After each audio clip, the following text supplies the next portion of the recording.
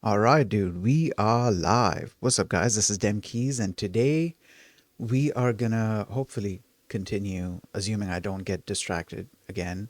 Well, I mean, I'm gonna get distracted anyways. Not even distracted. Assuming my initial yap sesh doesn't last for words for the entirety of the stream. Um, Assuming that doesn't happen, we are going to be continuing learning about Rust scripting for Godot. Now, before we get into that, I have some stuff to share. Yesterday, I made some progress with, actually, okay, the progress here was kind of along two separate fronts. So, first of all, I finally started, what do you call it? I finally started learning. Yeah, that's what I finally started learning how to use the tiny Skia library, and I started learning about the various moving parts in the library, various things that you have to use in order to draw things or paint things or just do things in tiny Skia. Fortunately, tiny Skia is, well, tiny, and so I don't have like a massive library that I need to study. So what I did is I asked Gemini to explain the various parts to me. Some parts that I had kind of gathered by looking at some code examples here and there were Pixmap and Path Builder, and I think I had included Stroke in there, and also Shader. And there was some additional moving parts, which I have the Gemini conversation over here somewhere. Give me a second. Let me just load that up. I wanted, so I asked Gemini to explain first explain those parts to me, the ones that I just listed out. Gemini explained them, and then I was like, "This is great. This is amazing info. Are there any more parts that I need to know about within Tiny Skia?" And Gemini then said, "Yeah, there are a couple more things, specifically clipping, masking, and blending. So these are three other things that I'm going to be looking into." And okay, so that was on one front, right? That was progress on one front, which was basically me wanting to learn how to use Tiny Skia and actually get started with doing Tiny Skia stuff, and make some progress in it. That was on one front. Another front was me. How do I say this? So okay, I was doing research on, so like every now and then I'll see graphs popping up, um, graphs relating to, let's say, the stock market, for example. And they have these graphs which are like, it's a bunch of like rectangles together. It's okay. So the graph is called a tree map, and basically what it is imagine you have a box, and the box represents 100%, 100% of something. Okay, and let's say you have, I don't know, five or six different categories, but each of those categories, or let's say even 10, 20 categories, but each of those categories not offers, each of those categories occupies a certain percentage of that box, a certain percentage out of that 100%. And in total, all of their percentages always sum up to 100%. So basically, this graph is supposed to show you how much of whatever this total is being occupied by these various categories. And I guess in stock market terms, maybe it's total market cap that's being shown. or total amount of money in the market, or what. I'm not sure. I haven't looked too deep into it. But what I was interested in was specifically the graph itself, not necessarily what it's representing, but what is being used to plot what is being, visualized here. I was more interested in that graphing mechanism, what exactly this was. And it turns out this is called a tree map. I looked up the Wikipedia definition for it. I'm just going to read that out. Give me a second here. Okay, so it says in information visualization. I can hold on. I could actually just actually. Okay, I'm going to need to go to the BRB screen in order to show this thing to you guys. Give me a second, and then I can just read it out from here. Oh, I can just type it out like this, right? Wikipedia.org/wiki/tree mapping.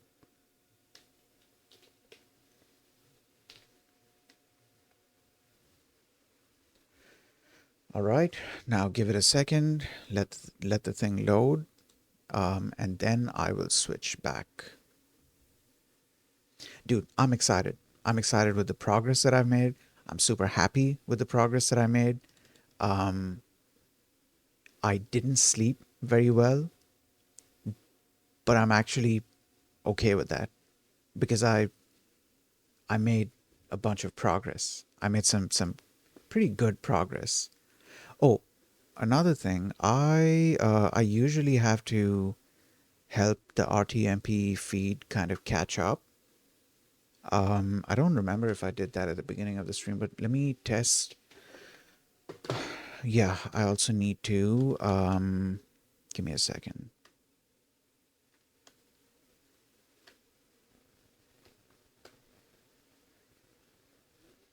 Okay. My desktop needs some help or needs some time. Actually, yeah, no, I don't think memory is being used up right now.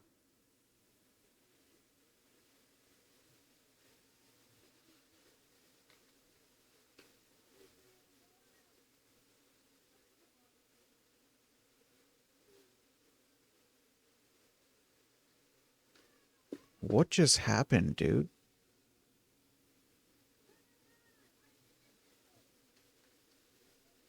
Yeah, I have no idea what just happened. That was a weird like freeze. Anyways. Oh, yeah, I need to switch back to this so that the trail shows up. I like it when the I like it when the what do you call this thing? Cursor trail. I like it when the cursor trail shows up.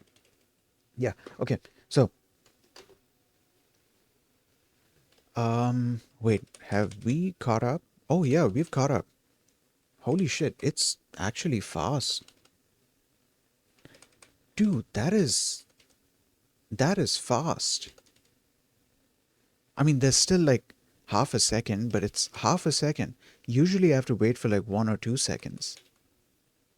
That's crazy. Actually, no, no, not half a second. It's 1 second. I would say at least 1 second. Usually I have to wait for 2 to 3 seconds. Anyways, okay. So what was I talking about? Yeah. So if you look in the bottom left of the screen, this is what a tree map looks like. Actually, I can open this image up. It'll be bigger, and then you guys can see it. So this is what a tree map looks like, and you will see this quite often when you are looking at you'll see this quite often when it comes to something trading related. So I don't know, stocks or crypto or there's gold and oil and this stuff, minerals trading, any like various types of trading, basically where there's like a market, um, and there's multiple different categories that are occupying different percentages of the market. There you're going to see these kinds of graphs being used. Let me read out the definition. Now I can just read it out on this machine.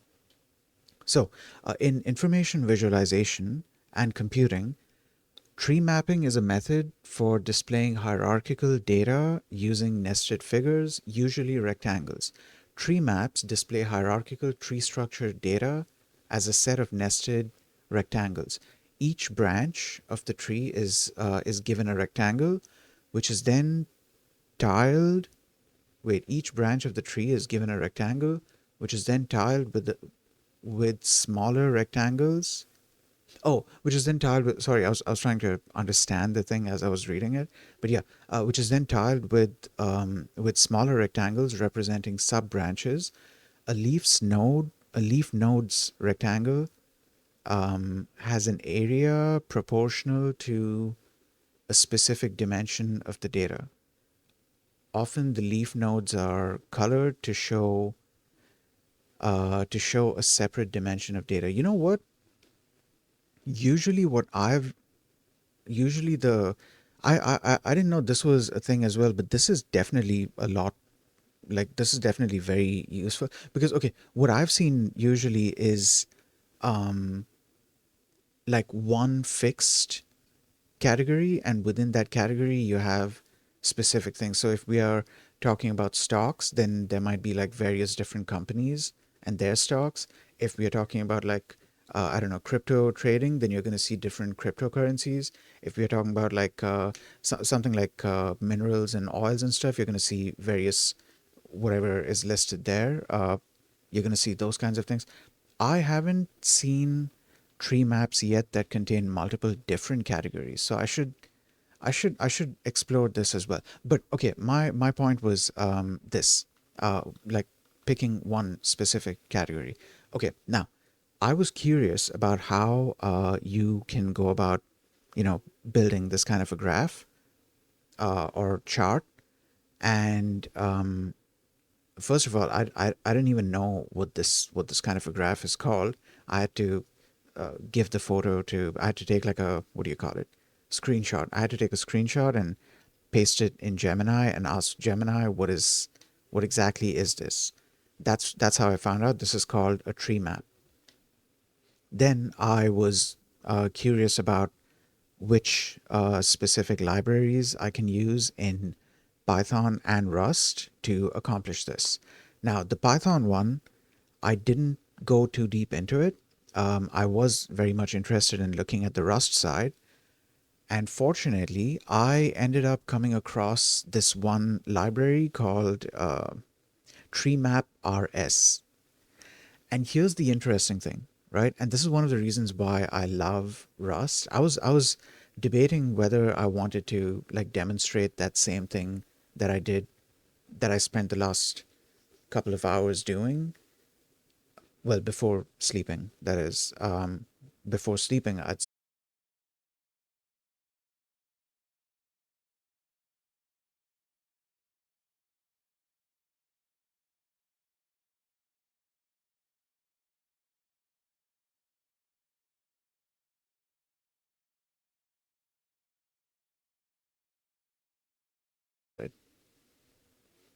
yeah, it is a cloudy day today. And I'm hearing water. Yep, yep. As cars are passing by, I can hear what sounds like them driving into a lot of water. Holy shit, dude. I think it's raining heavily now. Okay, okay. Anyways, back to what I was talking about. Give me a second. I'm just opening up my stream on my phone so I can have my chat open. Oh God, dude. That wasn't a car. That was the rain kind of increasing, speeding up. That was the rain kind of raining a lot. Oh wow. It is raining heavily. I don't know if it's coming through on stream. It's probably not coming through on stream because I have like the noise suppression thing, or maybe it's coming through, or maybe it only comes through when I speak, because when I speak, then certain other sounds come through as well. But then when I'm not speaking, then those sounds don't make it into the audio. Anyways, okay, back to what I was saying and doing. So okay, I don't need to show the library. Just look it up if you want. The library is called TreeMapRS, TreeMap-RS, and this is one of the reasons why I love Rust. This like what happened here. I'm gonna explain what happened. But what happened here is one of the reasons why I love Rust. Here's what happened. Okay, I was looking for a way to create a tree map. I was looking for a way to create and render a tree map. So the idea was to get something like Matplotlib, similar to Matplotlib, where I can just define a chart and send some data into it, and then it gets plotted onto a graph, and that can then be exported to an image, or even displayed in some sort of Matplotlib window or something. This library, though, TreeMapRS, it is one script. It is one code file. It's one. It's one. It's a small library. It's a very small library built for this one specific purpose. And this was built like years ago. This repo itself is a good like decade old, I think, which is crazy. And it's really simple. It's a library with one file, at least one code file. It's a library with one code file, and that one code file is where the functionality is defined. What they've defined is a trait called mappable. This basically defines uh, a bunch of functions that you would then need to implement on a type that is considered a mappable type. A mappable type is well, okay. So we have a type called what do you call it? We have a type called map item, and this is what counts as a mappable type. And then we have another type called rect. Rect is just supposed to represent a rectangle. It's your usual thing that has, an x and y position, and you can initialize the rect using an xy and an xy position and a width and and height, or you can specify it using, I don't remember if I think they have added like helper methods for this, or you can specify it using left, right, top, bottom. But basically, you can create a rect. Mappable, no, map item. Map item, the interesting thing with map item is when you instantiate a map item, generally you give it a size. You don't give it a rect. You give it a size, and the size is not a rect. It's a float 32 or 64. It's a float. Basically, it's a float. All you do is you give it that one number, and then you create a list of such map items, and you pass this array of map items, or it could be a vector, and then you pass it as an array slice. You pass that into something called the tree map layout. So there's another type called tree map layout, and the only thing that this type is supposed to do is hold a function, or multiple functions actually, but like I think only one or two of them are exposed. It's supposed to hold a function called layout something, and this function takes in that array slice that you created earlier containing multiple map items, and then based on actually I forgot where you specify the size of the tree map layout. You have to specify a size for the tree map layout as well, like what the final size is going to be. And then I'm sorry, I'm just like trying to remember this stuff. At some point, maybe in the next stream or the stream after that or something, I might demonstrate it. But like I'm trying to remember the stuff that I've done.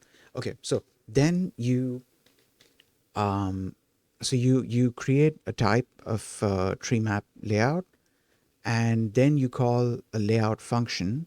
Within this layout function, you pass a mutable array slice. So you basically pass that entire array of map items, but in mutable form, over to over to this function. And what this function does is, based on the sizes that you have mentioned, it calculates the layout of the bounds of each of these map items. So internally, each of these map items has a bounds kind of object, which represents well, the rect's bounds, and that is a rect. The bounds is a rect object. So what this layout function is doing is it is calculating how to fit basically this. It's calculating how to fit each of the rects all into a fixed size that you have specified. So it could be like, I don't know, 500 by 500, and it's going to try and calculate how each of the rects is going to fit in there, and it resizes the rects so that they all fit in appropriately. It uses an algorithm for this, and it takes the size that you have given into account. So when you were specifying, when you were defining each map item, you specify a size, and that size, as I mentioned before, is a float. It's not a rect. It's one float. So what you can do is you can say, out of 100, right? You can take it as percentages. You can say out of 100, let's say you have 5 items. One can be 40%, another can be 20%, another can be 20%. That's already 80% is gone. And then how many more are remaining? Two more. So another could be, I don't know, 15%, and another could be 5%. Right now, imagine this. You have 40%, 20%, 20%, 15%, and 5%. This makes up 100%, right? But you would need to know how to fit, how to like resize each of these rectangles, each of these rects, to fit into a box. And that's what this algorithm does. That's what the tree map algorithm does. Here's the interesting thing, right? It's one library, and this is the only thing that the library is supposed to do. It's supposed to let you define a bunch of well, an array of map items, or a vector of a list of map items, and then you pass that list as an array slice into this layout function, where the layout function is gonna recalculate the bounds for each of them based on the sizes, based on the values that you have given to each of them, and it's going to fit them all into a box. And that is your tree map. Okay, the interesting part here is that at this point, all this is data. It's none of it has been rendered. There's no drawing that has happened at all. All of this is just data. Basically, all you're getting is a bunch of rects. Well, you have a bunch of map items, but all you're going to be using out of that is the rects. So you can then draw those rects onto a canvas. So at that point, the job of this library is done. This library was supposed to do one specific thing. It was supposed to let you define a bunch of map items and then help you fit all of those map items into a tree map. And it has done that. It has calculated the rects, and it has given you those rects with their dimensions, like the XY position and the width and height. It gives you that, and then you can do whatever you want with that data. This is where a drawing library comes in. So if you want to render this out, then you need a drawing library that can draw these rectangles onto some sort of canvas. So in my case, I'm using Tiny Skia for that. And dude, this is why I love Rust. It is, I don't know, somehow didn't these kinds of things just didn't click for me with something like C Sharp, or even with Python. It might be because of the different ways of doing things in each of these languages. But like with Rust, I think maybe because of the way that the language is designed, um, I start to notice these things. I'll start to get ideas as well. Like I'll be like, okay, I'm trying to accomplish this thing. Um, like let's say I'm trying to draw something onto this. Let's say I want to draw I don't know, noise. I want to draw noise onto a canvas. To do the actual drawing, I would need a graphics library, a drawing library, in this case, Tiny Skia. But Tiny Skia doesn't calculate noise, right? So we need a separate library that actually does that, and it gives you the data that you can use. So we need a separate library that does just the noise generation. And in the end, all that library is doing is giving you data that you can then use in this library. I don't know, something about that whole thing is really interesting to me. I'm sure this is how things are done in like a bunch of different languages as well, but somehow this thing only clicked for me once I started getting into Rust. I only started to notice this once I started getting deeper into Rust. And I feel like it's because of the way things are done in Rust that I started to notice that, you know, this is how um we can like um get how we can how we can how, hold on. There's something that I'm trying to say, but I'm not able to get the words. It started to click that this is how we can create bigger functionality by putting small pieces together. There you go. That's what I was trying to say. Um, but yeah, dude, I, I've I've been I've been excited about this ever since I finally generated that first tree map.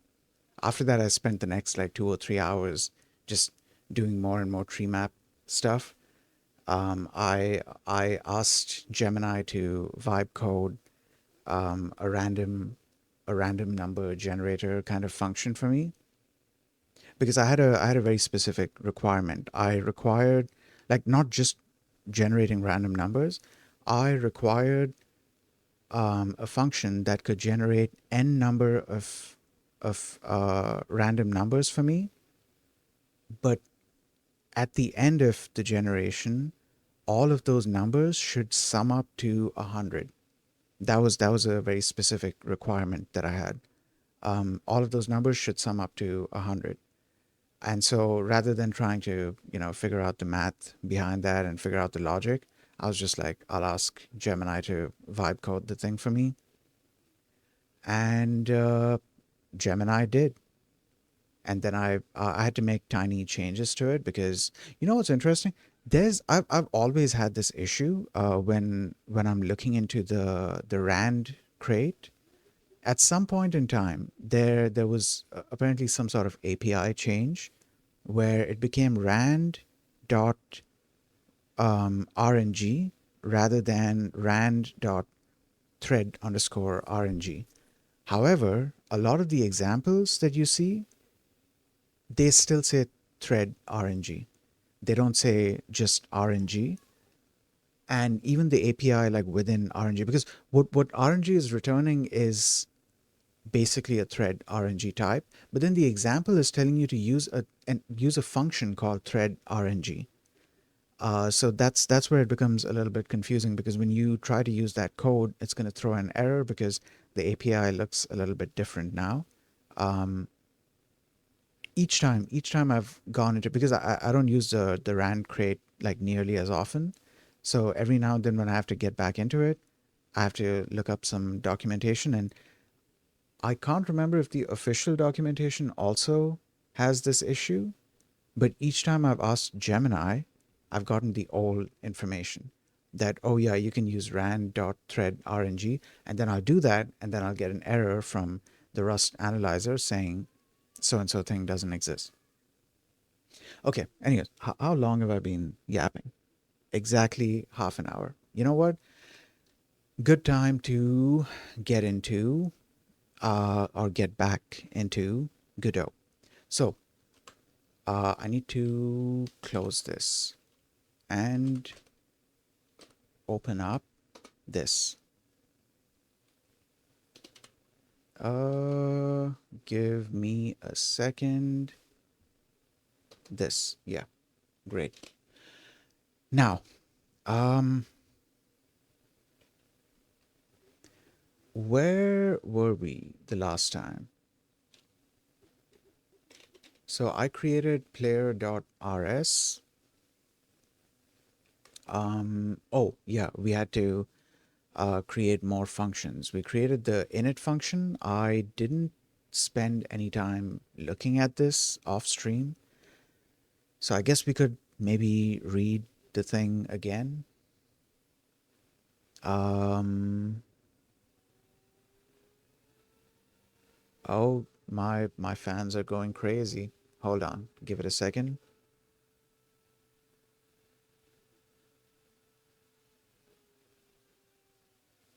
Okay. I don't I don't know if that came through on stream, but yeah, yeah. The fans were getting loud, so I knew that there was some activity going on. All right. We can do this from the beginning, I guess. Okay, creating a Rust class. Now let's write Rust code. We've actually written this yesterday or the day before, actually. Yeah, we wrote a bunch of this stuff the day before, but we're just going over the thing again. Okay, now let's write Rust code to define a class that can be used in Godot. Every class inherits an existing Godot provided class, its base class or just base. Rust does not natively support inheritance, but the Godot Rust API emulates it to a certain extent. Okay, class declaration. In this example, we declare a class called player, which inherits from sprite2d, a node type. This can be either defined in lib.rs or in a separate file, player.rs. So in our case, we chose to go with player.rs, and that's where we also discovered that there is an issue where when you create a new file, it's not like automatically um, recognized by the project, and as a result of that, you don't immediately get IntelliSense. I want to hold on. I want to try something. I want to try this again and see if we still have that issue. Okay, we're gonna do player 03. Actually, no. Let's just do some. Can I do hyphen? I can. Yeah. Some mod. Should I do hyphen? Okay, whatever. Some underscore mod underscore 01. And in here we can do,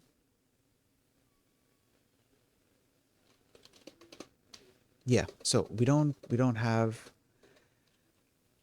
IntelliSense working here. Wait, does it work now? No, still doesn't work. And if we look here, it has been created in here. Right now, in a regular Rust project, I don't think I would have this issue. We could test it out right now. Um, I don't want to lose any of my. Okay, we'll go with this. Scratch stuff. Wait, I don't remember.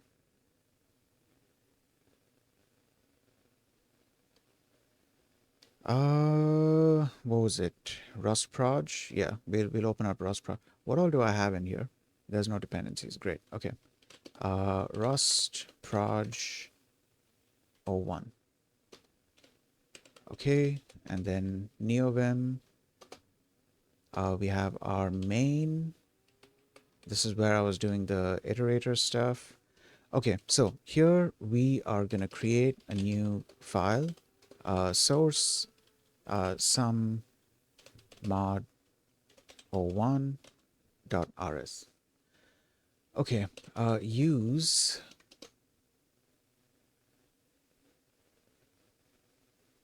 That's crazy.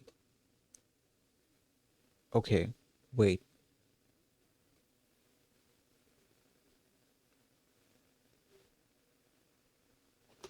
Hold on just a second here.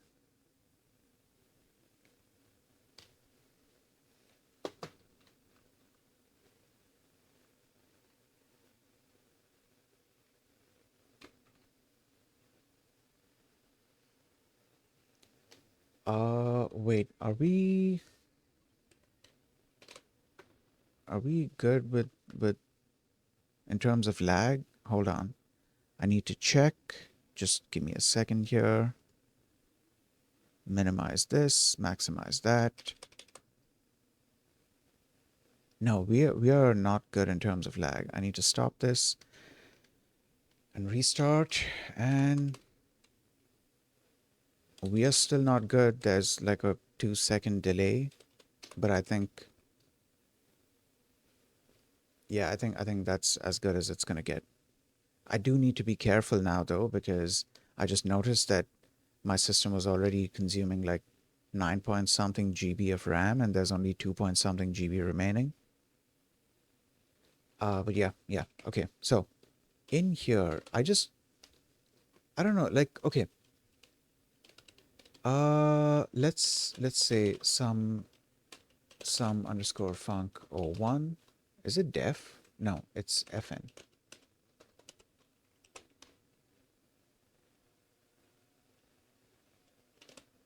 Okay. Now in here, let's let's say mod. Okay, that works, but that's causing an issue.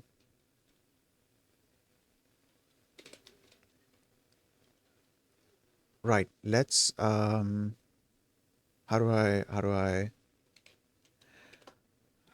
don't know. Let's just create a new thing. Some underscore mod underscore o1 dot rs. Let's close this and come into Yahtzee. Nah, I'll do the Yahtzee thing later. Okay, def, not def, fn, some underscore funk, o1, and then we save that. And here,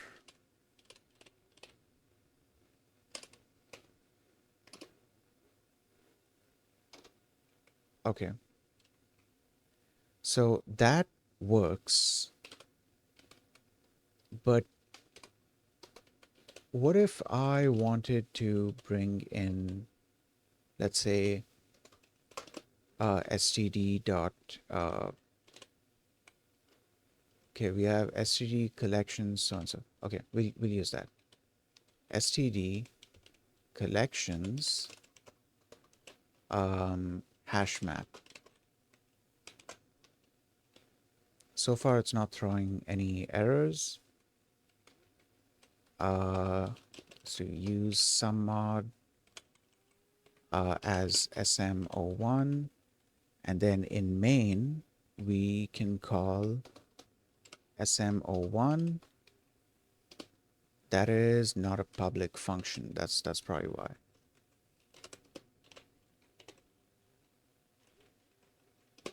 Yeah, there we go. Okay, so the issue is not relating to Godot Rust, it's relating to Rust itself. More specifically, like my dev environment set up here. I need to figure out a way to get it to, like, what's the solution here? I don't know. I never noticed this issue before, but to be fair, I have not had too many situations in which I had to put very complex functionality or code code complex functionality into a module directly. There have been situations where I created the functionality in main.rs, and then when it got big enough, I was like, okay, this could go into a different module. So let me put it into a different module and then just reference the module here. And that's how I did it. I guess that's kind of why I never noticed that IntelliSense doesn't seem to work here. Okay, can we do hash map? No, no, there's like no IntelliSense here. Hold on, I need to ask Gemini about this. Also, we should not get distracted. I need to remember to not get distracted. We need to get back to doing the Godot Rust thing. Okay, I do Rust coding in NeoVim bracket LazyVim. I've noticed that when I try to create a new module, um, let's say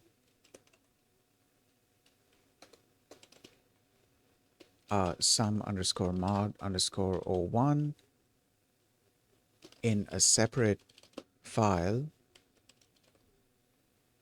of the same name. No, in a separate file.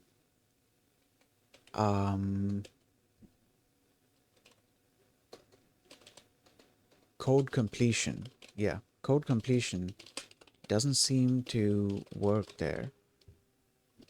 Once the module is ready, I can go into main.rs and use mod sum underscore mod underscore o1 to bring the code into scope, and then I can use the module. Then I can use the module just fine. However, IntelliSense doesn't. Oh, I can test out if let's close this and now reopen it. Okay, reload this, and now let's see if. Oh God. Okay, hold on. Yeah, I need to be like super careful with this. I need to be like really careful with this.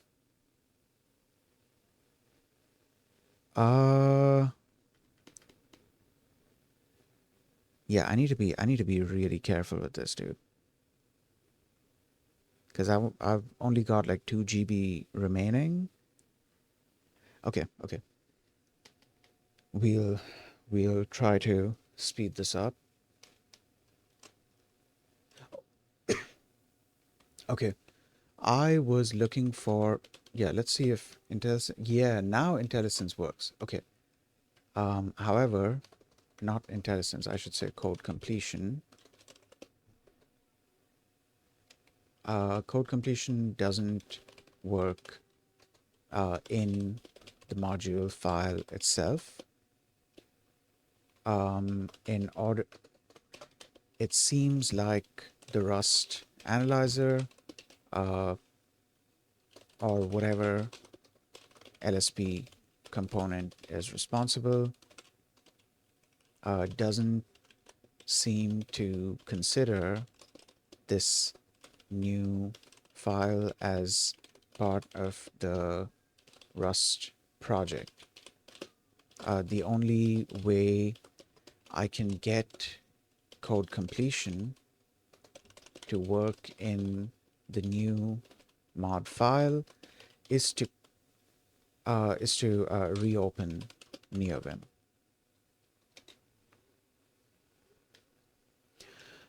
Okay, I feel your pain. Okay, thank you. I feel your pain. There is, my God, what is going on?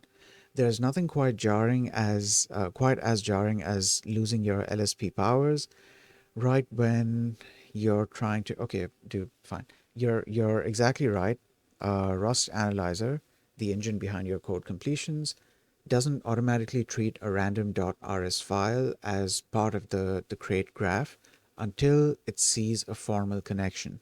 By default, Rust Analyzer looks at your main.rs or lib.rs to see which files are included.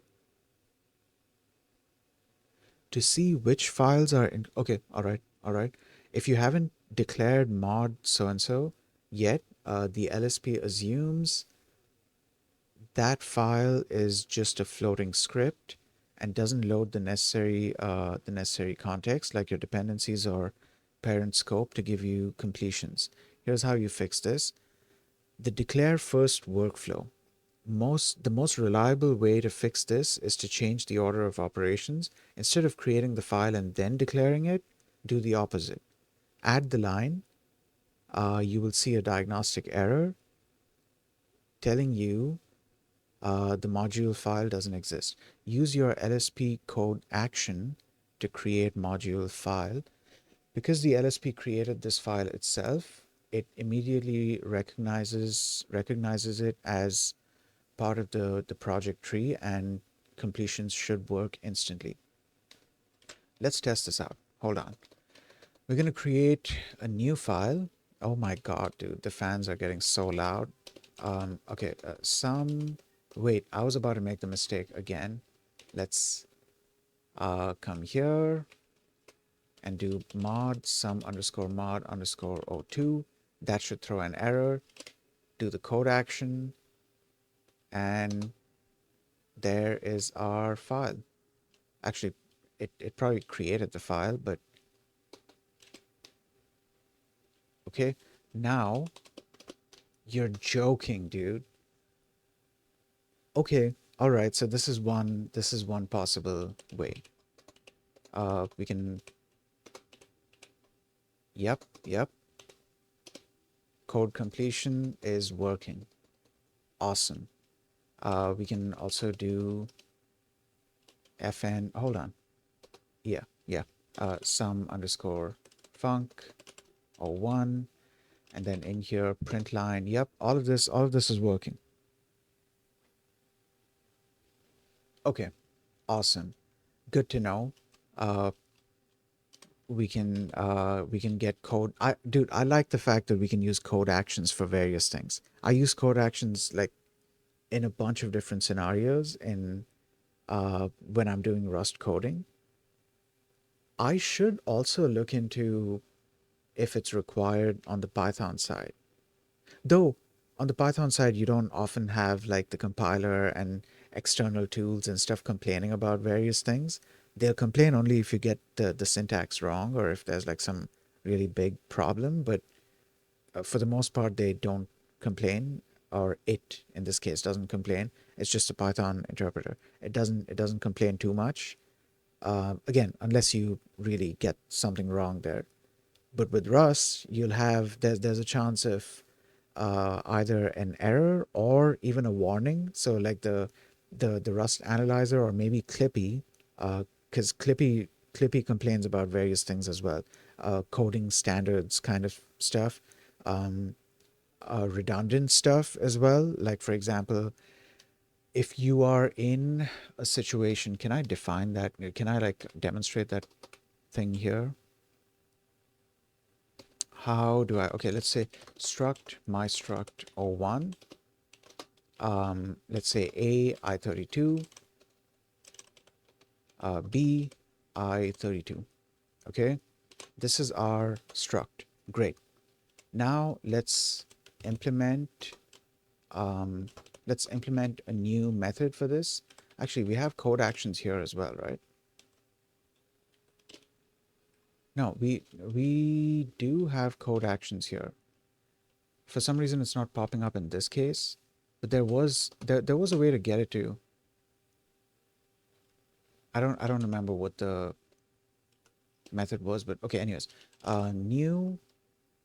This is an associated function, so yeah. In new, we also take a, which is an I32, and b, which is also an I32. New is supposed to, I just realized this, new is supposed to return a self. And so what we do is we create self and basically do this, A and B. Now notice how Clippy is complaining that, let me show it to you. Clippy is complaining that these are redundant field names in struct initialization. So at some point, they made it kind of redundant to um, mention, because this kind of convention is very common, where you have a function and the function will take in values through the arguments, right? But then it's just passing them into the fields of a struct that you're initializing, and it's just returning the struct from the function. So as a result, you end up in situations like this where you're like, okay, A equals A, B equals B. In this case, what you're specifying is the A field of this struct that you are currently initializing is supposed to be equal to the A variable of this function, and likewise for B as well. So what they decided is we can just create like a shorthand kind of thing, which is uh, basically just this. So you don't need to specify it in, oh, that is my fault. There we go. So you don't need to specify, A equals this, B equals that. You can just pass in these. Something I haven't tried out is this thing. Um, what if I give different names here? Can I still pass in? Because I've tried this with same names. I think I should still be able to pass. I think I should still be able to pass it, right? Okay, let's do sum O1, sum O2. Oh, that doesn't work. Okay, that only, apparently it only works if you have like same name initializations. All right. So that clears that up. What is, hold on. Let's reread what just happened. Okay. Right. Redundant field names instruct for further so and so. Yeah, I went to this link. Um, and this link, it actually shows like a bunch of different Clippy related warnings that you'll get for various reasons. And then down here you have these, what I'm guessing are possible code actions. Rust C associated function in this implementation. This is generate trait. No. Yeah, okay, never mind. Whatever. So we do this and we do this. I forgot why I was doing this. I forgot why I was doing this. Anyways, let's get rid of this. And my fans have been consistently on that high speed for a while, so I'm going to close this.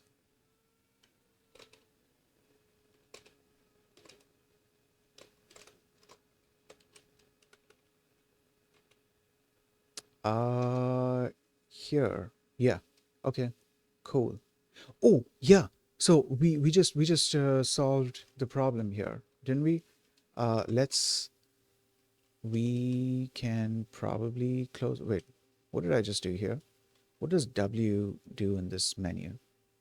Nothing. Fortunately, nothing. Okay, so let's close this.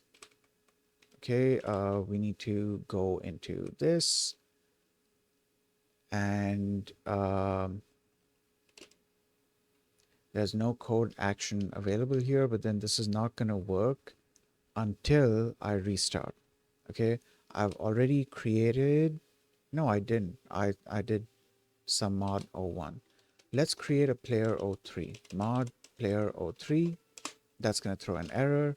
And then we generate this. I like that it's giving us the option to do it in the old way as well, where you create a directory with the module's name, and then create a file within that directory named mod.rs. Okay, so our thing has been generated now. I don't see why we are getting why we're still getting an error.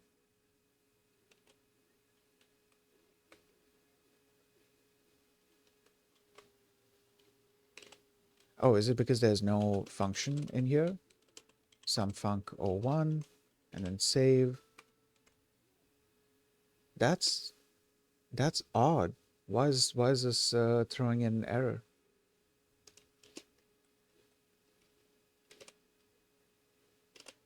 Okay, can I still like use it? Where do I yeah, where where am I using this? How am I using this? We haven't defined any functions in here.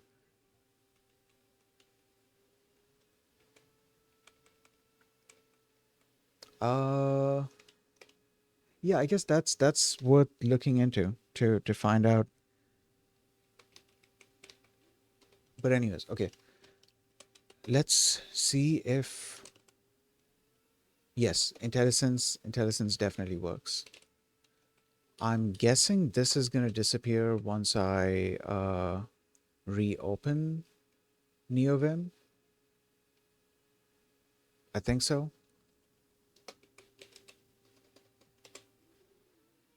That's crazy, dude. I had to make a change and then save in order for it to recheck. So it was just like a remnant of like a previous check that had happened, which didn't clear up. That's insane. All right, okay. So now that that is cleared, and we know. Wait, hold on. Gemini was giving some other suggestions. There were two more suggestions remaining. One was this one, which I I think I'm just going to use this because it's super convenient. Oh, another one is LSP restart. Okay. If you've already created the file and don't want to close NeoVim, you don't actually have to quit. You can. Okay. Fortunately, closing and reopening NeoVim is it's relatively simpler for me because I can use I can use this to restore the session again, and it just reloads, you know, all of the it reloads all of the buffers that were open. Additionally, here's another thing it reloads. This, if I had the Explorer thing open, even that will be loaded up as a buffer, and the moment I switch to that buffer, it opens this thing up, and you'll notice at the top, it's now that buffer is gone. But yeah, okay. Uh, okay, LSP restart, that works. Basically, I would just need to do this. Invalid server name Rust Analyzer. Okay, that does not work for me. That does not work for me. That's crazy. I should look into why that's not working. What about LSP info? What's this giving me? Command. Oh, it says Mason bin Rust Analyzer. But I uninstalled the Rust Analyzer. At least from Mason, I uninstalled the Rust Analyzer. I should go back there and enable it. Warning, Rust Analyzer config not found. Ensure so-and-so was called Rust Analyzer. I should do that. Um, I should do that. By the way, another thing I noticed in NeoVim, this was a relatively new discovery. If you look in the top right, not of the screen, but the top right of this NeoVim window right now, um, I don't know how to be more specific about that. Can wait, maybe you're able to see this mouse. Hold on. Oh yeah, you can. Okay. I just realized that yeah, this mouse is also on screen. And then I have my other mouse on screen as well. I don't know if that's showing up. It might be showing up. I'm not sure. Okay. Anyways, if you look in the top right, which is this area, you look at the top right of the NeoVim window, you'll see tabs. So NeoVim has the concept of tabs, which is a way that um, you can have different organizations of windows. You can also just have one window only, but like this is one common way that it is that tabs are used. I don't remember all the specifics around what all is captured within a tab, but you can easily switch between these tabs using this. What was it? This. Okay. Yeah. And I learned this recently. So here's the thing, right? This is in a separate tab. This is the result of calling LSP info. And I believe if I just hit Q, yeah, hitting Q, because it's meant to be a temporary buffer. It's not meant to be it's not meant to be a permanent buffer that's open and you're doing a bunch of editing in it and saving and stuff. No, it's meant to be a temporary thing. So it opens up in like a separate tab. And in order to, if you require to, switch back to whatever work you were doing, you can then use this. You can switch the tab and easily go back and forth between both of these. That being said, I should go into Mason and, oh, well, this is awkward. So apparently the Rust analyzer is installed, but it seems like there's no config. It seems like NeoVim is not able to find it. It is pointing to the right thing. Okay, you know what? I should look into this after stream, not right now, because I mean, IntelliSense is working now anyways. We'll move on to the third thing. Wait, this is much faster than a full restart and usually forces Rust Analyzer to rescan the source directory and pick up the new module links. The third method is check for standalone support. Sometimes Sometimes Rust Analyzer ignores files if they aren't part of a module tree to save memory.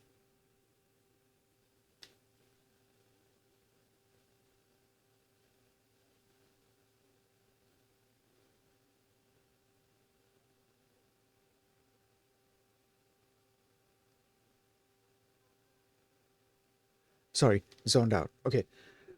Sometimes Rust Analyzer ignores files that aren't part of a module tree to save memory. You can try adding this to your Lua config.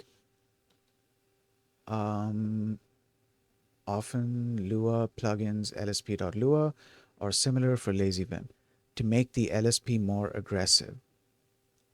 I don't think I want to do this. No, I don't want to do this. I like the other two solutions, and I'm glad that I looked into this because it is saying it's telling me what it's telling me right now.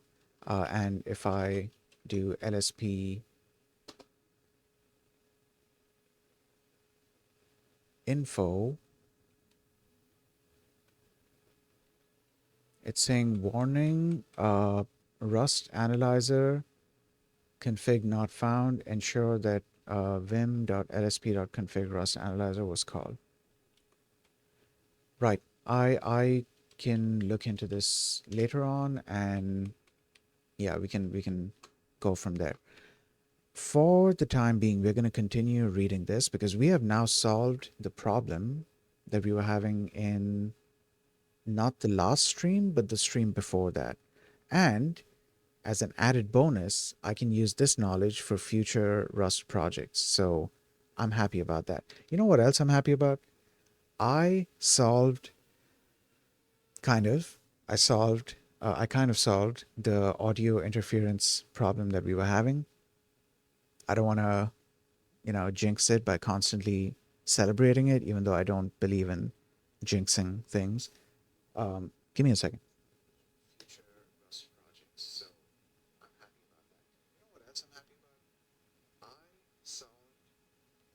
Yeah, if there is, it is incredibly minute. The interference. If there is an interference, it is super minute. It is not heavy at all, and I'm pretty happy about that. Um,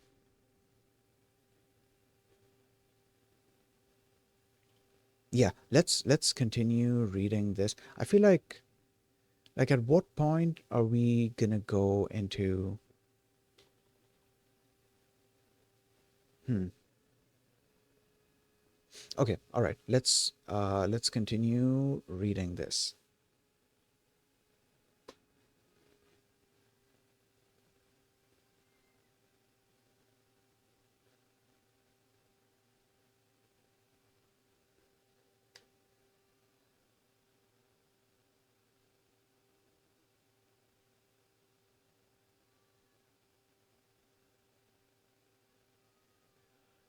Oh, give me a second. Let me hydrate and then I'll continue reading.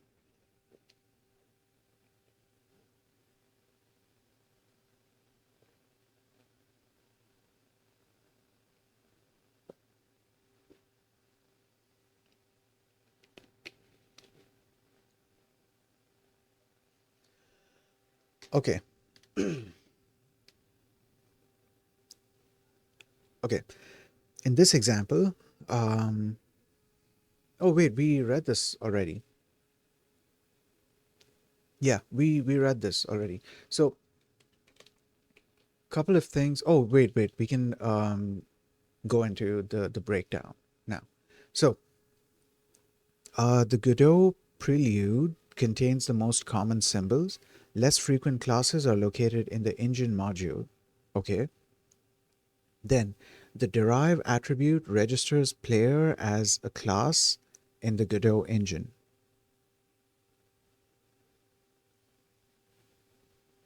The derive attribute registers player as a class in the Godot engine.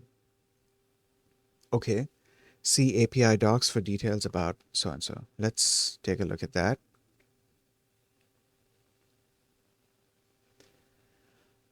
Derive macro for Godot class on structs. You should use this macro. You should use this macro. Manual implementations of the Godot class trait are not encouraged. This is typically used in combination with Godot API. Um, oh, Godot API is for implementing traits on the node.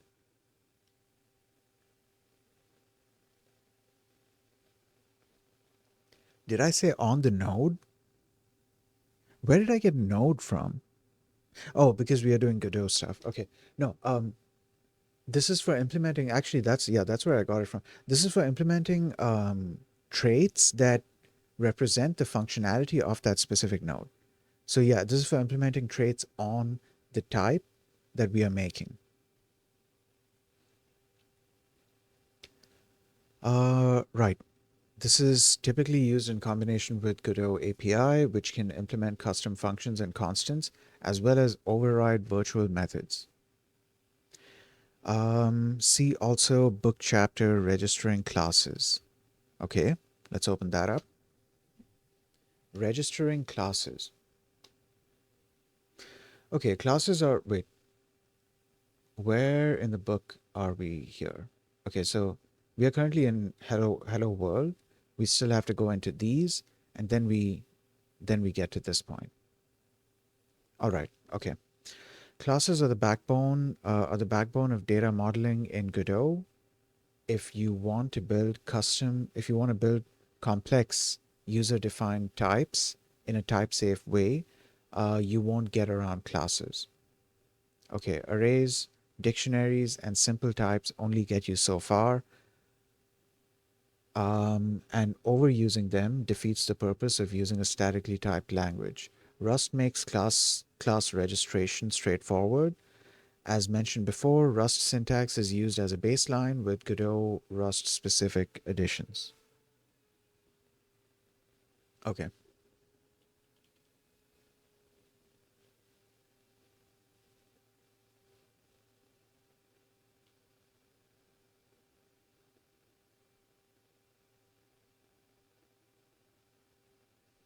Sorry, zoned out. Okay. I don't think we need to go over this. This is good to go through. I'll go over this maybe off stream. I don't know. I say I'll go over it off stream, but that doesn't happen because usually once I close, and I kind of like that it's this way. Like usually once I end the stream, I don't touch any of this. I want to do it. I want to do it on stream.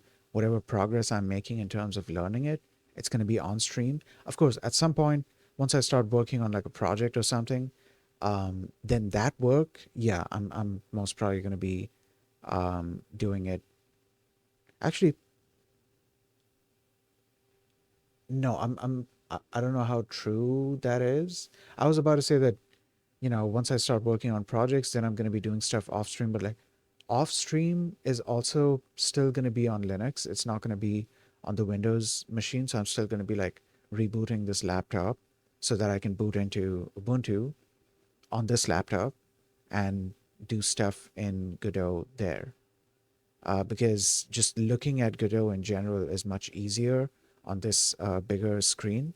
The other screen is kind of small and it's a bit far away from me, so I tend to have trouble reading stuff, and it's not the most convenient in terms of workflow. But yeah, yeah. Anyways, uh, yeah, the the derive attribute. Where where was I? Godot engine, okay, all right. The derive attribute registers player as a class in the Godot engine. See API docs for details about derive class, about derive Godot class. Okay. The optional class attribute configures. Oh, we added that optional attribute. The optional class attribute configures how the class is registered. In this case, we specify that player inherits Godot's Sprite 2D class. If you don't specify the base key, the base class will implicitly be ref counted, just as if you just as if you omitted the extends keyword in GD script. Okay, so I'm guessing that is to bring in um, functionality relating to that node. Yeah, yeah. I think it's to bring in functionality relating to that node. Okay, we define two fields, speed and angular speed, for the logic. These are just regular Rust fields, no magic involved. More about their use later. Then the base. The base type used for this base field, or for the base field, and this is actually where I'd first seen this thing popping up.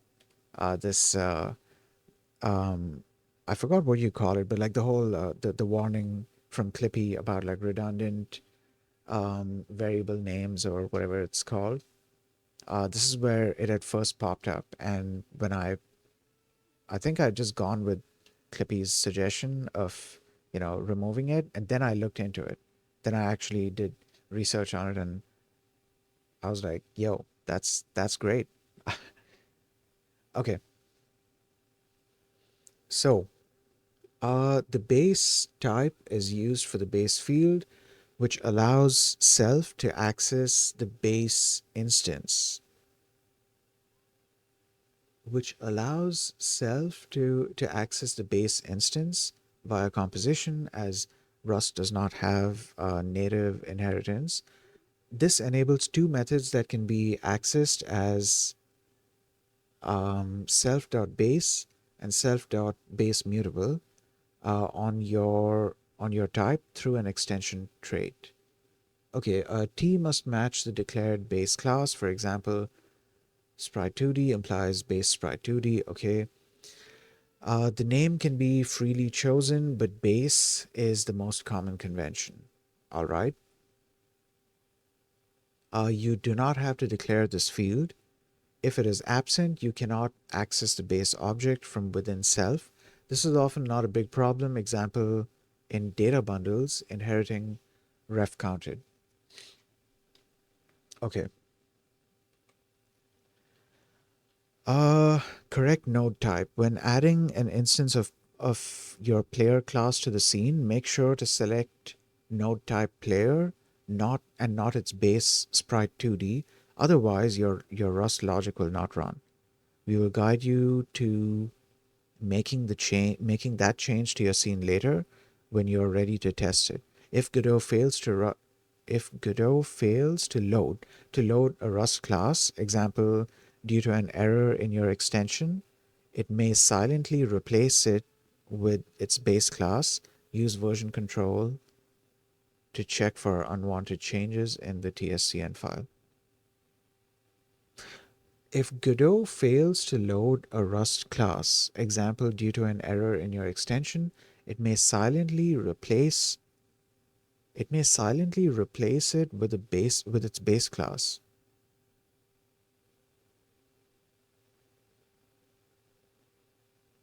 Wouldn't that become a little hard to diagnose? I need to see this happening to determine whether it would actually be hard to diagnose, because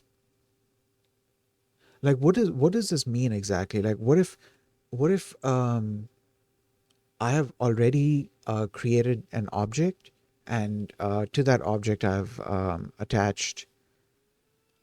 Sorry, I've already created a node of player type, not sprite 2D type, but player inherits from sprite 2D, and player failed to load, and so Godot instead loads sprite 2D. Isn't that isn't that kind of prone to a bunch of things breaking?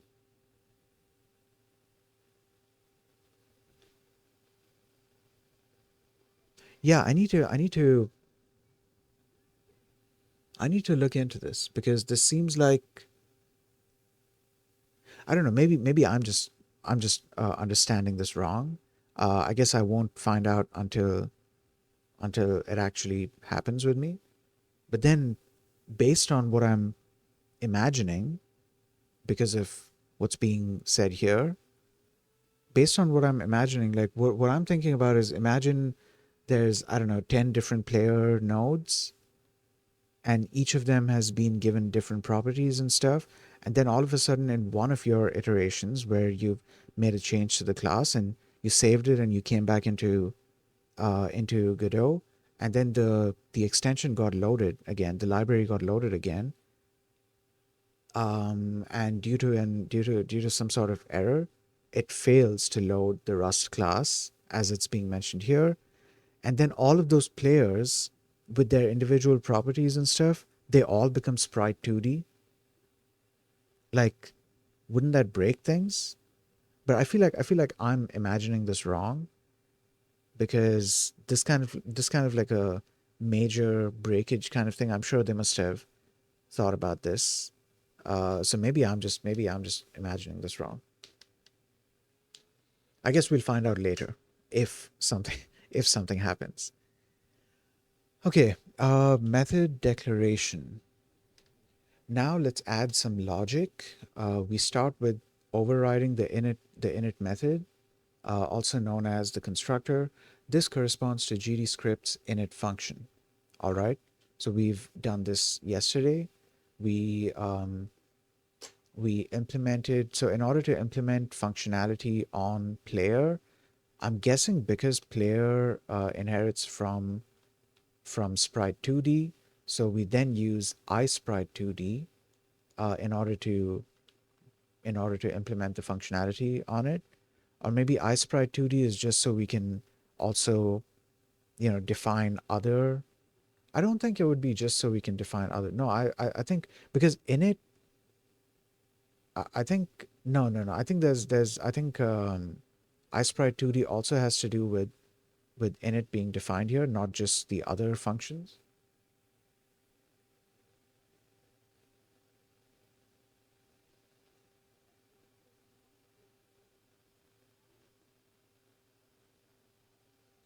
Okay. So this is done. We define the function, and there's a little Godot print line thing here. Then we basically return an instance of player. Again, those are multiple pieces working together. Let's go through them one by one. So Godot API, this lets Godot Rust know that the following impl block is part of the Rust API to expose to Godot. Okay. This lets Godot Rust know that the following API block is part of the the Rust API to expose to Godot. All right. This attribute is required here. Accidentally forgetting it will cause a compile error. Okay. Then impl iSprite2D. Each of the engine classes has a I class name trait, which comes with virtual functions for that specific class. Oh, dude, I'm wondering if previously the virtual functions weren't working. I wonder if they would if they'll if like suggestions for the virtual functions will work now.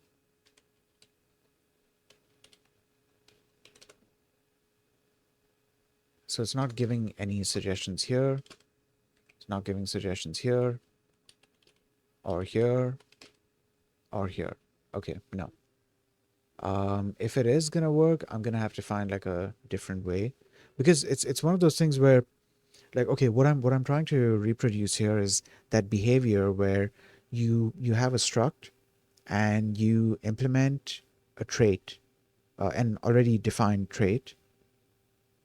You implement the trait for the struct, but you haven't implemented the functions yet. So any of the required functions, um, you'll be able to just use a code action, an LSP code action, to generate all of those required functions for you. And then there's a separate code action to allow you to generate the default members. So I was trying to kind of replicate that behavior, but I guess that's not happening. Okay. Uh, all right. Yeah. Which comes with virtual functions for that specific class, as well as general purpose functionality such as init, which is a constructor, or toString for string conversion. The trait has no Oh, okay.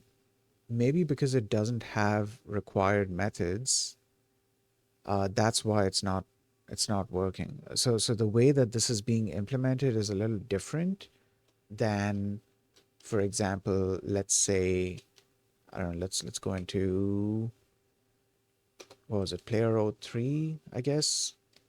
Yeah, so let's create a trait here. I don't know, some trait 01, and then we do fn some func 01. I don't remember how this is supposed to. Okay, let's just do self.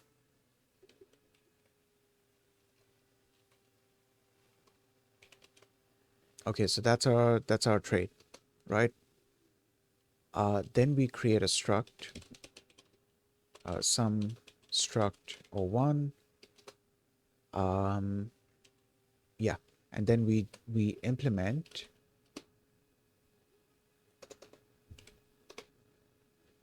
some trait. No, not some struct. Some trait for some struct. There's our error. Rust Analyzer, not all trait items are implemented. And then it gives us this option. So we can then implement it in this way, and our error is gone. Additionally, how do we do default members? I don't remember. Let's try sumfunc o2 without self.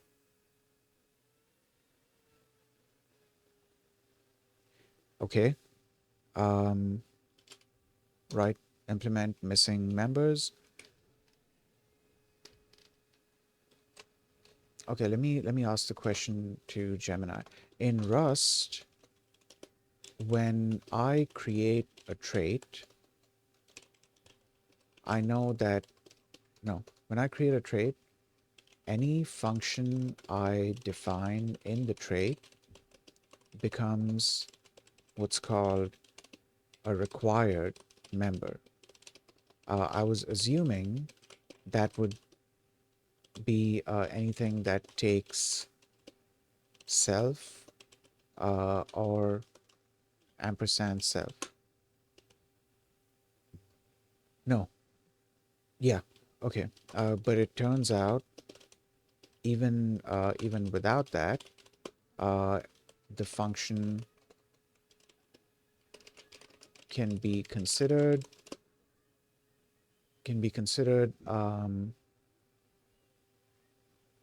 required.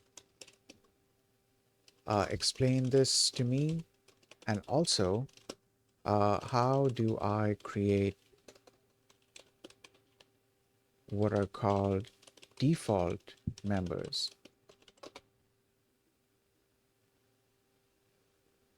Okay, in Rust, the distinction between a required member and a default member has nothing to do with whether the function takes self. Instead, it's about whether you are providing an implementation body.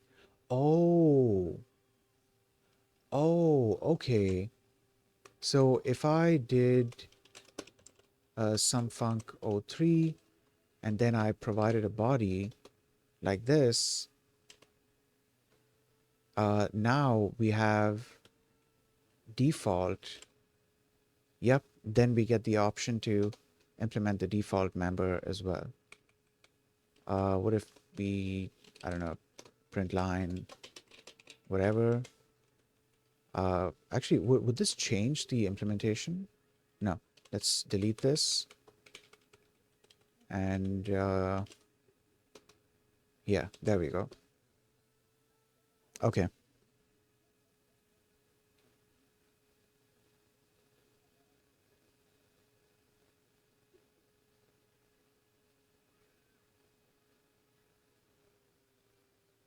All right. Now, what was I doing? Where was I going with it? Let me finish reading this.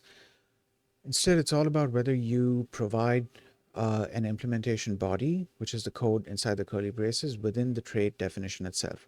Required versus default members. In Rust terminology, a required member is a method You know what?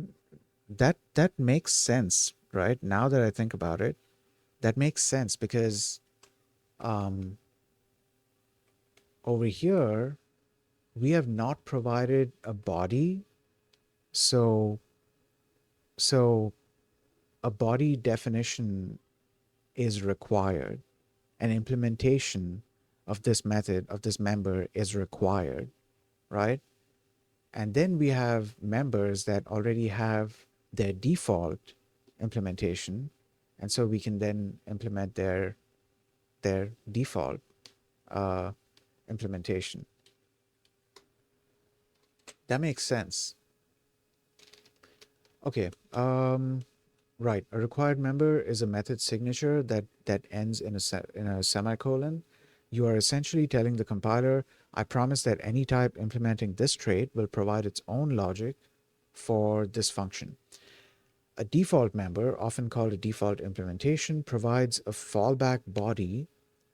If the implementation type doesn't define that function, Rust will use the one inside the trait. The self misconception. It's a common point of confusion. You might be thinking of the difference between methods and associated functions. That is exactly what I was thinking about. That is, or at the very least, that's what I was making the comparison to. Because with structs, the way that it works is when you implement a method on a struct, like hold on, I can probably demonstrate it here. So let's say I implement some struct o1, and here I do some func o1. Yeah, that's that. And then there's some func o2, but here we pass in a reference to self. Okay, now in here, let me create, actually we have this function here, right? Let's do it in this function. In this function, we have, just for the sake of not making this confusing, let's say, I usually use some func. So, for the sake of avoiding confusion, let's say ss underscore some func, and also ss underscore some func. So some struct o1. I can do sso1 underscore some func and sso1 underscore some func. By the way, I recently kind of discovered, even though like this has been a thing, the replace mode. So like we are currently in insert mode. So whatever I type, it gets added here. But if I hit the insert key again while in insert mode, and then I start typing, it replaces. It doesn't. It doesn't add. It replaces. And there's definitely situations where I could use this.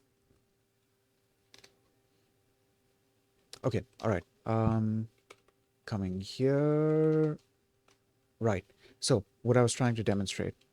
Okay.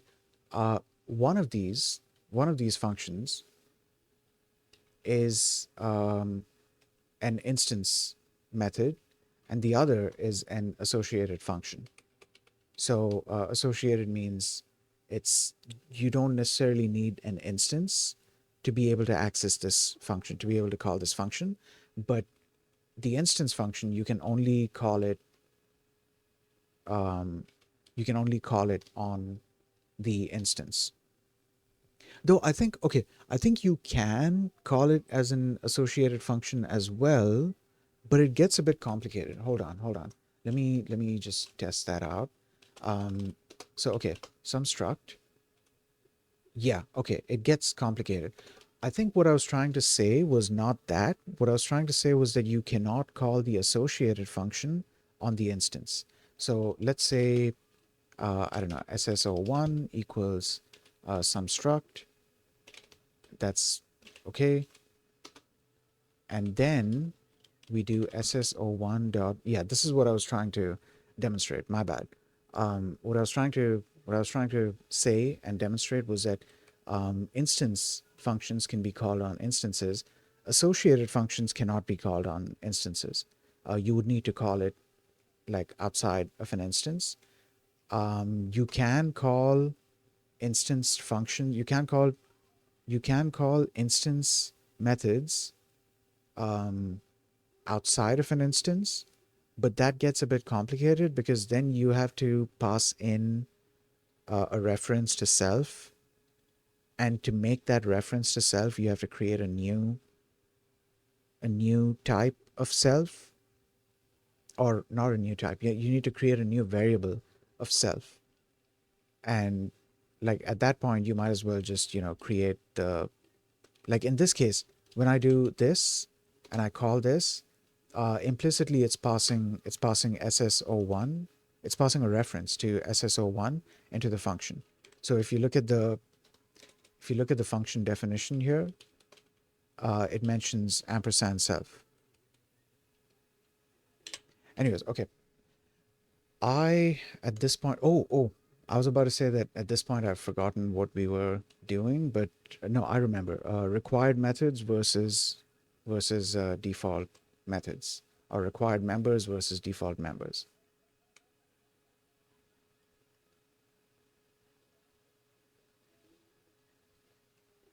Right. Okay. We can now get rid of all of this. Great. Now, what was I doing? I was reading this. Yes. Okay.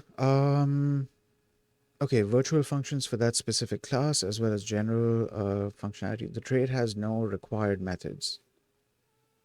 I wonder if these are default members, but then these are not default members either. Yeah, these are not, I don't think these are default members. I also don't know how virtual functions are implemented in. I've actually forgotten at this point, now that I think about it, I've forgotten what virtual functions are.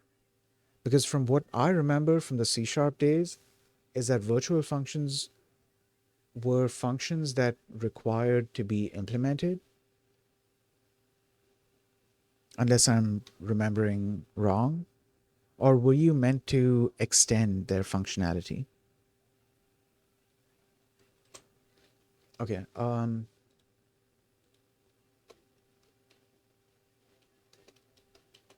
are virtual functions, hold on, I spelled that wrong. Functions a thing in Rust? What even are virtual functions? Um, I think I used them in my C sharp days, and I think they were functions that didn't have an implementation.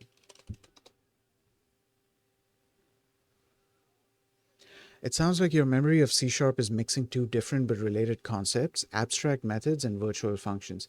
Abstract is what needed implementation. Okay, in C sharp, a method with no implementation is usually marked abstract.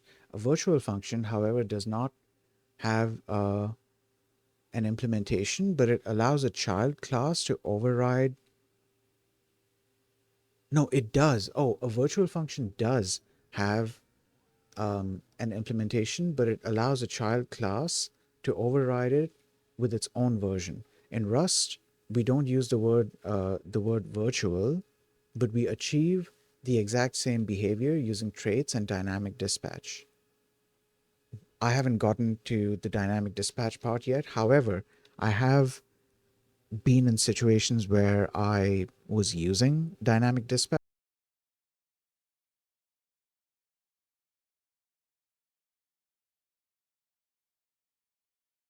Object I'm hiding, holding. Look at the specific object I'm holding and run its version of the function. To make this happen, the computer uses a vtable, virtual method table. Then, does Rust have them? Yes and no. Rust doesn't have a virtual keyword because it doesn't have class-based inheritance. Instead, Rust splits this behavior into two categories. One, static dispatch, which is a default. By default, Rust is monomorphized. Um, if you call a trait method, if you call a trait method, Rust figures out exactly which version to call at runtime. This is lightning fast because there is no searching at runtime. Okay. Then dynamic dispatch, the virtual way. If you want C sharp style virtual behavior where you have a list of different types and want to call a method on them generically, you can use the dyne keyword, short for dynamic. When you use ampersand dyne my trait or box dyne my trait, Rust creates a trait object. This object contains two pointers: a pointer to the data, which is the instance, and a pointer to a vtable, the list of functions. All right. This is effectively a virtual function call. Okay, you know what? I'm going to stop there before I get too sucked into this. We are going to continue with what we were reading. So we're going to move on from virtual functions. That was fun, though. That was informative. Okay. The init constructor is an associated function, a static method in other languages. that takes,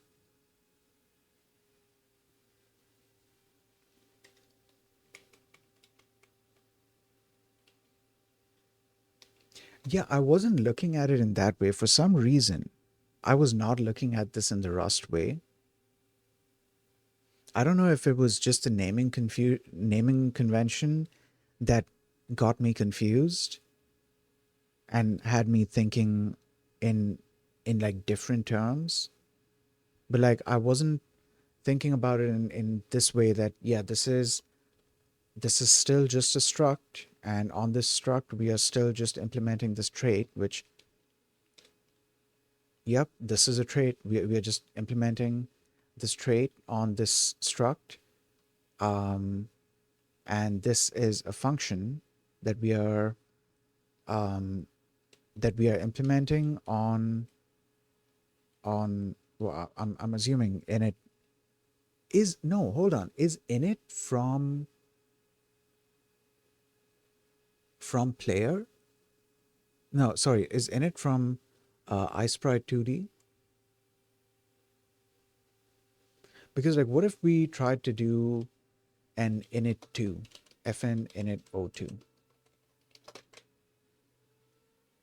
is not a member. Okay, so init is a member. Init is a member.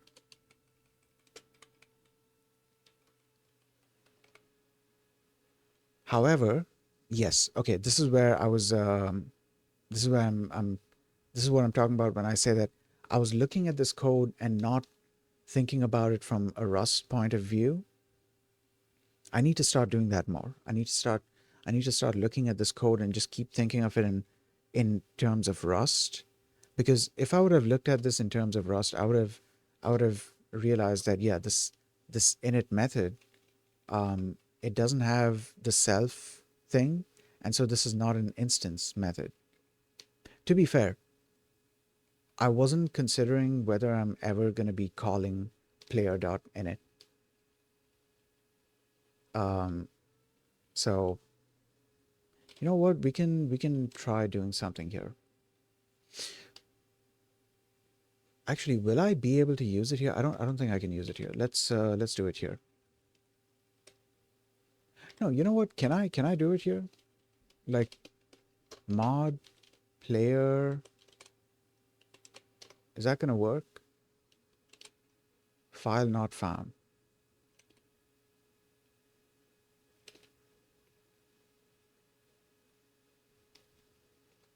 Uh yeah. Says file not found.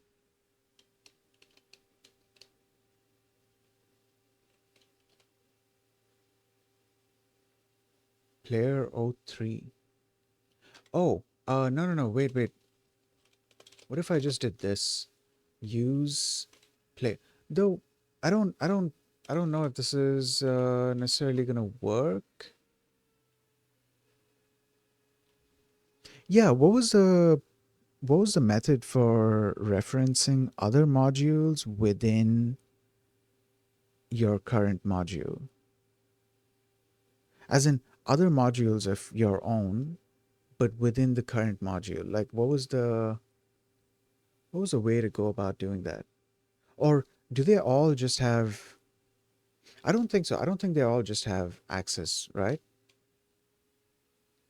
Like okay, let's try fn some func o1, and here we use crate.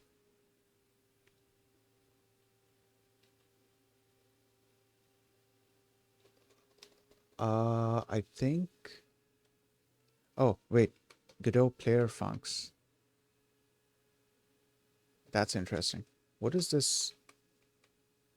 Okay, never mind.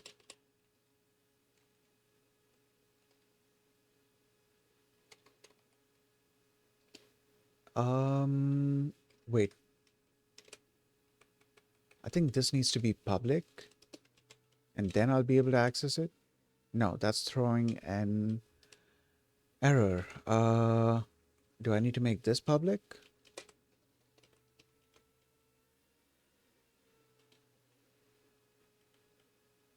what's the, okay, visibility qualifiers are not permitted here. Trait items always share the visibility of their trait. Trait items always share the visibility of their trait. You know what? Okay. Um, there's some missing knowledge on my part, uh, that I feel like I need to know that before I can do all of this testing. So I'm not going to spend time on this. We're going to get back to what we were doing. I'm going to do the other testing off stream, because there's a bunch of like playing around with modules that I have to do. I don't want to like waste time right now doing it. I'll do that within like my free time. Okay. The init constructor is an associated function, um, static method in other languages. Okay. Static method in other languages that takes the base instance as an argument and returns a constructed instance of self. Okay. While the base is usually just forwarded, the constructor is the place to initialize all your other fields. In this example, we assign initial values 400 and pi. Now that the initialization is sorted out, we can move on to actual logic. We would like to continuously rotate the sprite and thus override the process method. This corresponds to GDScript's process. If okay, I need to. This just occurred to me. Like as I keep seeing, wherever it says this corresponds to GDScript's so and so, I should go and look that up in the GDScript documentation. Oh, actually, I have Godot open here, and Godot has that. I forgot what it was. What was it? F1 search help. Yes, in it. Yeah, we can read this. Where is it?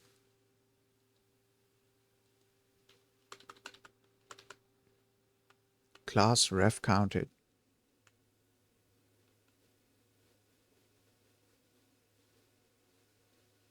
Uh, was was this what I clicked on? This is I don't think this is what I clicked on. No, it's init underscore ref. Okay. Um, what about process? No, I'm gonna need to. Yeah, I think I'll have to look this up. I think I'll have to look this up.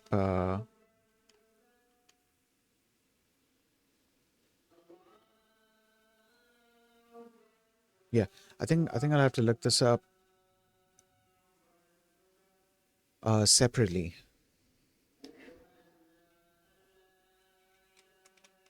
Um, okay, okay. Right. Now, back to this. Yeah, I'll look into, because there is documentation on the website. There is documentation that mentions what process does, what init does, what physics process does. They have documentation for that. Okay, so we continue. We have our init method, and now we define a new method. This one is an instance method. So physics process, ampersand mute self, and then delta f64. This doesn't return anything. In GDScript, this would be rotation plus equals angular speed multiplied by delta. Okay. Oh yeah, because you don't necessarily have to call a rotation function. You can just set the rotation. Yeah, it's slowly coming back to me.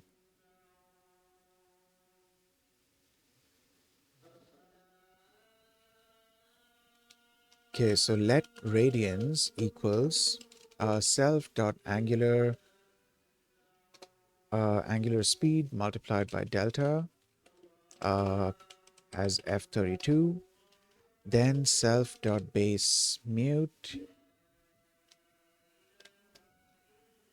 Wait, which one of these should I be using?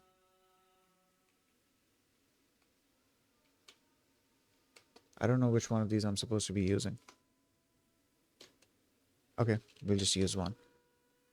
Dot rotate, and then we pass in radians. Did that say it needs a mutable self? Hold on. Yeah, it says it needs a mutable self. Is this not going to cause... Oh, no, no, no. Okay, the mutable self it needs is the base, and the base is already mutable. Yeah, my bad. Okay, so that's done. The rotate method requires a F32. Therefore, we convert. Yep. Okay, that makes sense. That makes sense. GDScript uses property syntax here. Rust requires explicit method calls instead.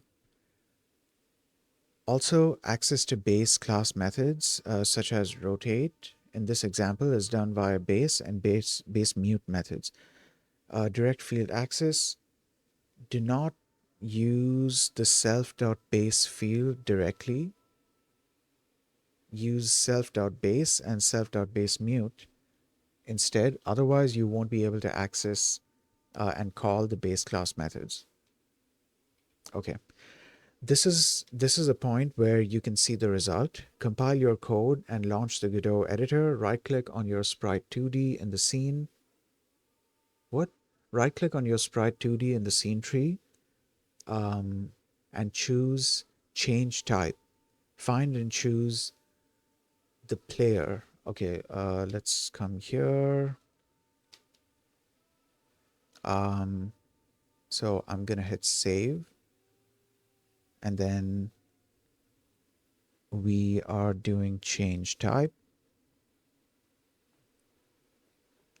Hopefully everything works.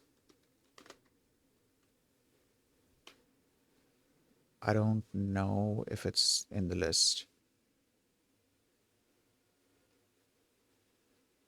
Give me a second.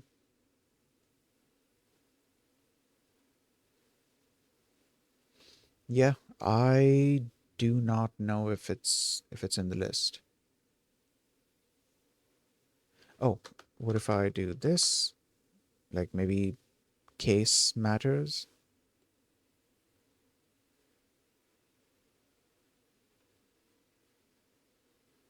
Yeah, it's not showing up.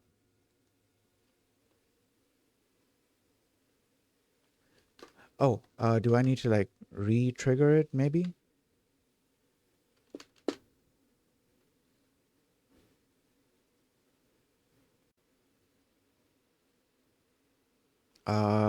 Give me a second.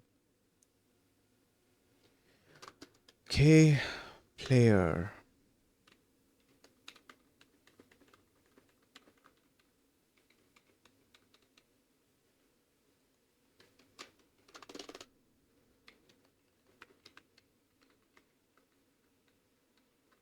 Yeah, I'm not seeing it here. Did I miss a step? Maybe I'm doing something wrong here. Find and choose the player node type. Okay, it says find. Maybe player is just called something else. Oh, let me just confirm that I have player here. Yes, I do have player here. Let's do change type, and let's just look at this list. Would it be under node 2D?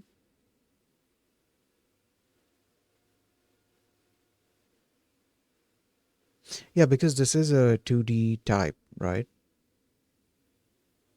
Actually, this is specifically a 2D sprite type, or sprite 2D type. Yeah, sprite. one of the things that, oh, I was looking at the 3D list. Wait, this is Node 3D. And this canvas item.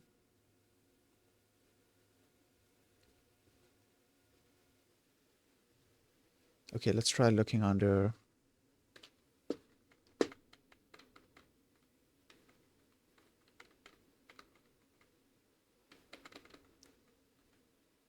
Um, I have to be doing something wrong. There's something that I missed. Okay, now save your changes and oh, wait, what did I just do? What did I? Here, okay. Launching the Godot application. Unfortunately, there is a GD extension limitation that prevents recompilation when the editor is open before 4.2. We are not in 4.2, fortunately. Since 4.2, it is possible to hot reload extensions. This means you can recompile your Rust code and Godot will pick up changes without needing to restart the editor. However, if you don't need to modify anything in the editor itself,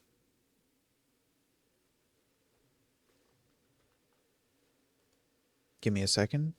Oh God, we dropped a bunch of frames. Holy shit. How long was this going on?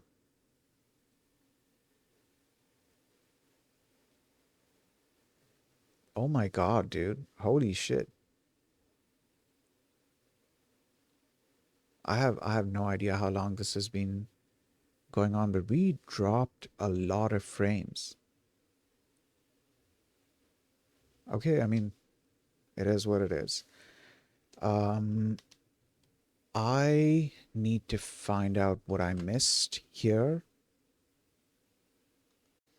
Okay, now we add a translation thing. Um, yeah, I'm definitely missing something that I need to figure out. Okay, what is this? The root node of a scene is recommended to not be transformed. Uh, since instances since instances of the scene will usually override this, reset the transform and reload the scene to remove this warning. Okay. Following the tutorial, right? So let's just stick with that. Now, did I get everything right here?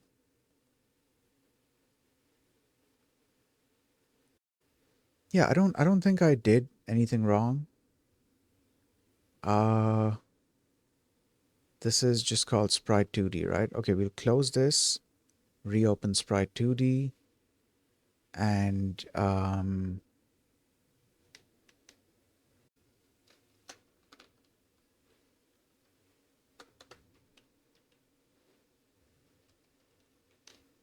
yeah, something is.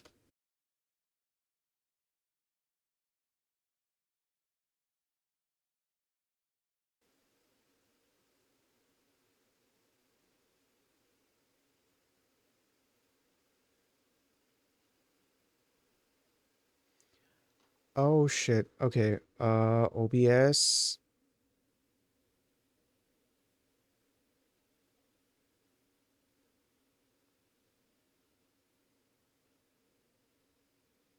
Wait, are we back? I'm not sure. I'm not sure if we're back.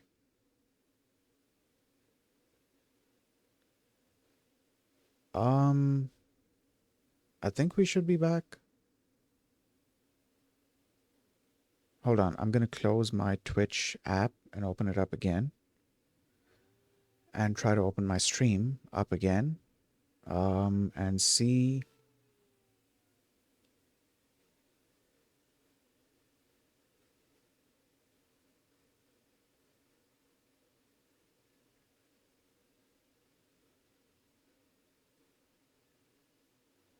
Oh shit. Okay, we are dropping frames again. You know what? It's just as well because we are more or less at the end of the stream anyways. Yeah, we are pretty much at the end of the stream. I I have some other stuff to do. And then I'll get back to trying to debug this. I want to get this to run at least once, and at the very least have the script, have the node type be recognized. And then I can close all of this and move back to doing tiny Skia stuff off stream. But yeah, okay.